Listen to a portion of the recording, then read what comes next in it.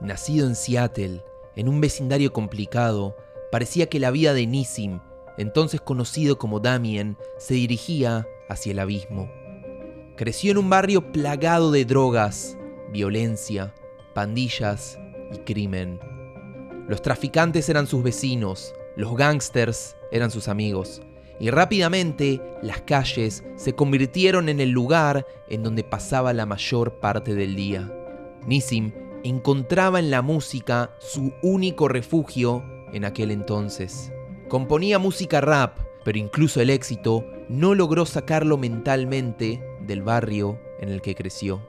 Fue una intensa voz interior la que le dijo a Nissim que su vida podía verse de manera diferente.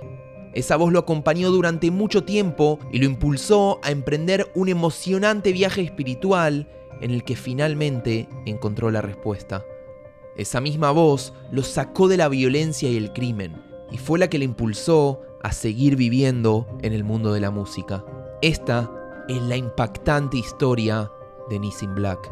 My mother and my father were both rappers. It was almost as if I was born with a microphone, right? And for some reason, unbeknown to me, I have no idea why, but I was also a very, very spiritual kid. I would ask deep questions all the time. I was very interested in God. However, a lot of that was silenced by growing up in the neighborhood that I grew up in and growing up in the sort of lifestyle that I lived as a kid, because you need to fit in with the rest of your surroundings. And so I did naturally became a product of my environment with drugs, violence, gangs, and music was an escape, right? But at the same time, music also was a driving force to some degree to continue the behavior. You kind of end up in a circle, especially when you're making gangster rap. But if you're asking about my journey of spirituality, had to happen after I got into an altercation with another rapper where a friend of mine tried to kill him. And because I had initially had the problem with him, he thought that I sent somebody to kill him. And so I was in a kill or be killed situation. And I think after I said I can't go back to the same lifestyle that I lived before. And I didn't know where I was going, but I entered into the world of spirituality very, very strong. Which lessons did you learn from your parents? My mother was, I'm saying, apart from the other things, she was very much so a great listener. I think, losing my mother, she died of an overdose when I was 19. She was 37, so she died very young. My mother taught me a lot of things about gossip, how to choose friends, different things like that. Those are the things I remember learning from my mother. From my father, it's very interesting because today he changed his life miraculously. It was nothing but the hands of God for sure. He is now a theologian and professor and preacher. One of the favorite lines that he said to me years ago, I never forget. He said that every good idea ain't a God idea, and to see him, live out his life, even though we have two different religions, right? But to see him, he's one of the most inspiring people to me. To see that probably was the biggest lesson that I've ever learned from him. Nissim era un niño curioso y siempre buscaba el significado de las cosas. Investigó y profundizó en temas que le importaban y sobre los cuales no encontraba las respuestas en su entorno. Su viaje espiritual pasó por muchas etapas hasta que finalmente su alma encontró su lugar. My childhood was complex. Like I said, I think it was more of my own internal and inner wars more than it was even the environment that I grew up in. So first I was a Muslim as a kid. My grandfather was a Sunni Muslim. He came to live with us when I was maybe 8 or 9 years old. My grandfather, unfortunately, spent most of his life in prison, and unfortunately that's where he passed away also. But he was out on parole for about a year and a half or so, and he came to live with us. And during that time, he taught me Islam. He was a Sunni Muslim, Tahir Jihad. He prayed with him 5 times a day, went to the mosque with him as a kid. He would teach me lessons for the Quran, but my grandfather, God bless his heart, he was a gangster also, so he taught me a lot of other things also too, I won't share. But he was a interesting character, very educated man. Unfortunately, it got him in a lot of trouble, how smart he was. That was the beginning of my relationship to Islam.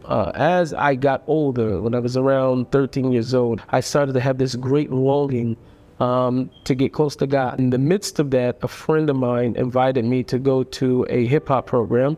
I was still getting in a lot of trouble, but he invited me to go to this hip-hop program that was at a after-school program that was a Christian organization. So I started going there. I fell in love with the people there, fell in love with the organization and the hip-hop program, and I think it literally, still to this day, I say that place saved my life, because I was headed nowhere fast. It was unfortunate, though, I would say, about the role models I would say that I had in Islam were not good role models. Also, too, I love my grandfather, I love my uncle, but they both were sort of still living a double life. And so by the time I came into the world of Christianity, it was much different for me. So that conversion took place when I was around 14 years old to Christianity. And I really became a real, true Bible-thumping Christian. I read my Bible all throughout class, and I was in high school reading my Bible all the time. I was involved. I was given Bible study groups. I was involved in a lot of different leadership programs. I brought a lot of kids there. I went to Mexico. I built orphanages. That led to me studying the foundation of the church, which obviously started with Jewish group. And from there, I just started discovering the Jewishness of Jesus. And from the Jewishness of Jesus led me into Messianic Judaism. So I was there for about 2.5 years. I think I was there. But it didn't help that I was still searching for something more authentic. And I started going to a Chabad rabbi, Rabbi Farkash. And it happened after some time that we decided, we want to go all the way with Judaism. We wanted to convert. And there were many different reasons why. But the thing about Judaism was that you couldn't ignore was the perpetual covenant that God says that he has with the Jewish people. And looking inside of the prophets and seeing that, there was this great awakening before the coming of the Messiah, that the people from the many nations will wake up and start to see the importance, and they will also recognize a special and unique relationship between God and the Jewish people. That led me to want to convert to Judaism, and I did. My wife's sister is married to my best friend from kindergarten, so me and my best friend married sisters, and we all converted together. And then that was 10 years ago. Now 7 years ago we all moved to Israel, and they live over there. Si te está gustando el video, suscríbete, dale me gusta y compártelo. Y si quieres llevar tu apoyo al siguiente nivel, puedes hacerte miembro del canal. Cada contribución es muy significativa para nosotros y nos ayuda a seguir creando contenido. Pasar a ser judío requiere un profundo proceso de conversión en el cual la persona deja atrás su identidad religiosa anterior y adopta la judía. Le preguntamos a Nissim sobre su proceso de conversión. So the first thing is, now you are obligated to some degree to be pushed away 3 times, they say, before you start a giur. That the rabbi has to push you away. Now this is very interesting, because unlike the other religions that I participated in, like Christianity or Islam, they're always looking for new people, right? Judaism is actually the opposite. We're not looking for new people. There's a few different reasons why. Now, one of the reasons is that we don't believe that if you're Jewish, then now you have a place in the world to come. And if you're not Jewish, then you don't. So because of that, there's no pressure. Another thing is that there's no need for a person, which is almost the same thing, to be considered righteous. So by you joining the Jewish nation, what are you really trying to accomplish? It's something that needs to be investigated. What would be the reason? Another thing is that if you convert to Judaism, right, and let's say you don't keep the commandment, well, the rabbis just brought in like more things that are not favorable for the Jewish people also. So you can bring the nation down if you're. So It's a lot of different reasons. So you mean they really check your intentions? They check your intentions. It's all about the intentions. How do they do it? So there's a few different ways that rabbis did it. What I got is that the rabbi sort of pushed me off. Rabbi Benzikin, shout out to Rabbi Simon Benzikin in Seattle. He was very, standoffish a little bit. One of the things is most people will not convert you unless you live in the Jewish neighborhood. So you have to already be there in the neighborhood. You have to be displaying, a certain level of dedication to Jewish life, to Shabbat, different things like that. So until we moved in, he wouldn't even talk to us. So then after we moved in, he still didn't talk to us for a long time about it to see if we're really, really sincere. The real questions come when you have your first meeting with the Beit Din, which is a court of rabbis. So you go into a room, and generally could be anywhere from 3 to 8, 10 rabbis sitting there at a table. Intimidating. Very intimidating. And you go through basically a form of interrogation. They start interrogating you and asking you on your intentions. Why would you do this? Or what, do you know that you can be a bin Noach? You can be a righteous non-Jew? What would be the reasons? The rabbis are interrogating you. They're asking you questions about your intentions. They want to know if you are sincere. So they test you also about content. So our particular Beit Din questioned us more about the sincerity of our heart. But they did ask us, obviously, Jewish law questions, right? How familiar we were with Jewish law, certain things you're going to need on Shabbat or cooking, kosher. But a lot of the questions really were, if you were stranded on an island, if you were, I can't say all the questions they asked. Certain things about our allegiance to the Jewish people, to the Torah. There are a few practices that Jews make during their life. Right. Like bar mitzvah, brit milah, all this stuff. You also have to do it? Yes. Well, bar mitzvah, you don't have to do if you're an adult already, right? However, to do a brit milah, if a person didn't have, thank God for my mother.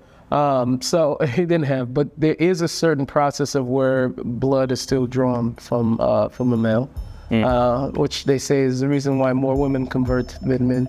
I can understand why. El judaísmo es una religión con muchas prácticas que se expresan a través de diversos elementos.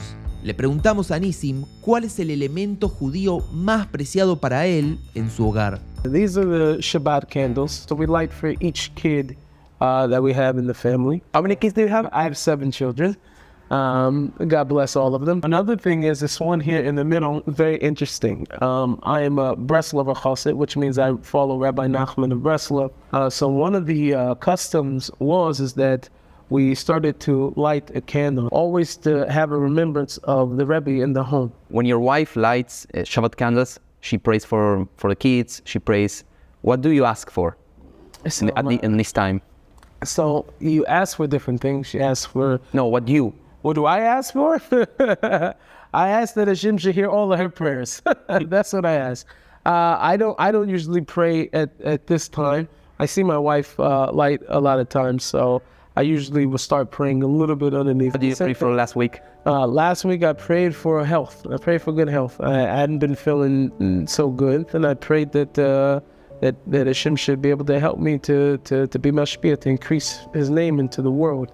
But my wife is she really is very, very inspiring, and to see, how much she's running the house and managing the children. And I'm going, I was on tour last year for 100 days. I was out of the country, 100 days from the year you're in the States? Yeah, I was in the States, yeah. And this year we're trying to get that number down. But this is her station, her owner. But I think that it's the most special thing for me, because in Judaism we teach that the success of the home is on the wife. It's not on the man. The man is the outer, and he seems like that, but the blessings that come forth in the Jewish home is through the wife. As we teach in Judaism, the women are much closer to God than the men are. Un profundo viaje espiritual hacia nuestro interior también se ve reflejado en nuestro exterior. Así también fue en el proceso de conversión de Nissim. Después de fortalecerse espiritualmente, Nissim adoptó el código de vestimenta ultraortodoxo judío. Le preguntamos a Nissim qué simboliza para él la vestimenta jasídica. If there's something that in your life changed from the moment of the conversion, is the way you dress. Of course. Yeah. So how is it going from dressing, like a rapper, this style, to this? That's a very good question. So it happened gradually. It wasn't so quick. I didn't go straight to Hasidic garb. No way. So it started with maybe a button-up shirt, maybe a different colored shirt and slacks, different things like that. Because just as I was growing, I always say that when you change on the inside, you change on the outside. You start to see, and it doesn't matter which direction the person changes, you start to see that the clothes usually reflect what's going on the inside of a person. But one of the things that I noticed I thought was the most powerful was the more and more that I went out more, dressed up, I would say, even in the same neighborhood, the same thing, the young men that would approach me differently. They will call me sir. They will call me, and we don't realize this, that I come from those same neighborhoods and everything. But with a certain type of clothes on, I'm treated one way. When I have a different type of clothes on, I was treated a different way. So I started to see how important that clothes were, just even in terms of winning conflict from the place that I came from. How the people from the hood took it? Like, they did. At the beginning, they weren't there for the process, right? And if they were watching or seeing it maybe from a distance online, by that time I was already not associated with anybody. I wasn't there to be able to see what people were saying till many years later, where I already was like dressed like this. And, everybody had, different jokes and different things to say. It makes some people uncomfortable, some people very comfortable and very admirable. But I think the biggest thing that reflected there was the change that took place on the inside. When I went back to my old neighborhood and I went back at people, it was the inside that had changed so much that I think that they found it to be something very commendable. But, it's hard for people to not see the person that they grew up with and that they were around and the outer appearance and the whole everything. So I think it was probably tough for a lot of people. But I'm wearing a long coat, rekel. I have on tzitzit, obviously. Okay. Which I'm wearing. These were commanded by us in the Torah that if you wear a four-corner garment, that you should have tzitzit, tassels, strings with the blue cord going through them. Do you use kippah? Do you use something behind the hat? Yeah, I also wear a kippah underneath. Yeah. So I keep a double cover. And Shabbat, we actually wear the shtreimel, which is very known. Very known. Very popular. You want to get it? That's good. Yeah. The shtreimel. Wow. Which is a work of art in itself. Is. Now, the shtreimel is interesting because the shtreimel, on Shabbat, asked like, hey, what would you, what's with the foxtail? What's going on with the foxtail? But as interesting is that in the olden days, we would say that one of the ways that Jews were ridiculed and mimicked is they would draw these different cartoon characters of Jews, animals on their head and with long noses and the whole everything. And this was the way that the society in that time in Europe were sort of poking fun or using anti-Semitic, pictures to paint, propaganda, different things like that. So the rabbis at that time took this as something, saying that we're not going to allow this to be something to bring us down. In fact, we're going to mimic this by taking, the fur of these animals, putting it on our head, and we're going to wear this as our Shabbos clothes. This is going to be high. We turn victimhood into victory, So that's really where the shtreimel came from. So the last thing I wanted to ask you is something that we see on Hasidic Jews. They wear a belt. What is this belt? This is called a gartel. The gartel is usually worn for prayer. This is what you will wear to pray. And the reason why you wear it is because in Jewish law, in the Shulchan Aruch says that there needs to be a separation between the upper and the lower. It's not the actual requirement. You don't have to, because as long as you have a regular belt, any string, anything that will get the job done. So what you do, usually take it, put it on, and pray. And after you pray, take it off. Some people do. I go with it a little bit longer throughout the day. I find myself praying to God a lot when I'm walking, when I'm going, or whatever. So I do keep my garter on a lot of times. So there's some people who keep it on a little longer, but usually after you pray, most people take it off. Yeah. Is it comfortable? Yeah, it can be comfortable. You get used to it, Yeah. Sometimes you just sort of get used to it. Nissim pasó por muchos procesos y transformaciones en su vida, pero si hay algo que nunca cambió, fue su pasión por la música. ¿Cómo se puede unir el rap con los valores judíos que adoptó en su vida? ¿Es realmente posible? So this is the place where all the magic happens. This is where it all happens at. This is where I record the music. This is where I do my podcast. This is where I do all my Zooms and interviews or whatever. I do graphics. I do editing here. I do a lot. It's really amazing to see how you didn't give up on your previous life because of the Judaism and because of the convert. So how do you see your present life like mixed together, the Judaism with the music and all the things that you do?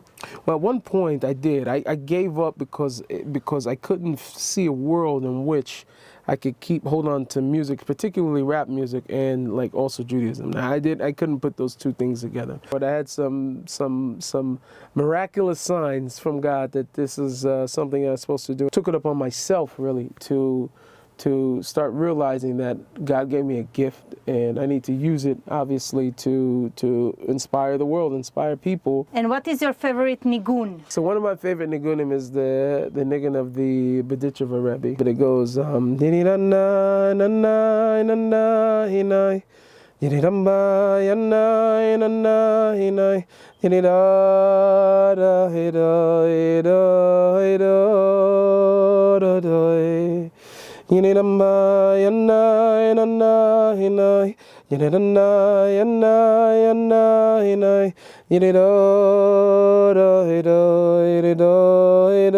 There's another part I'm not going to sing right now, but that's one of them. Do you have a phrase from the Judaism text that you would like to make it in one of your songs? In Jewish law, very much so, despises the idea of taking Jewish text, holy text, and making songs out of them. Unless it's for the purpose of just pure devotion, where a person is not seeking to profit from it. I usually write for my own prayers. As a Breslover Chassid, one of the things that I try to do every single day is spend an hour a day in meditation and prayer to God.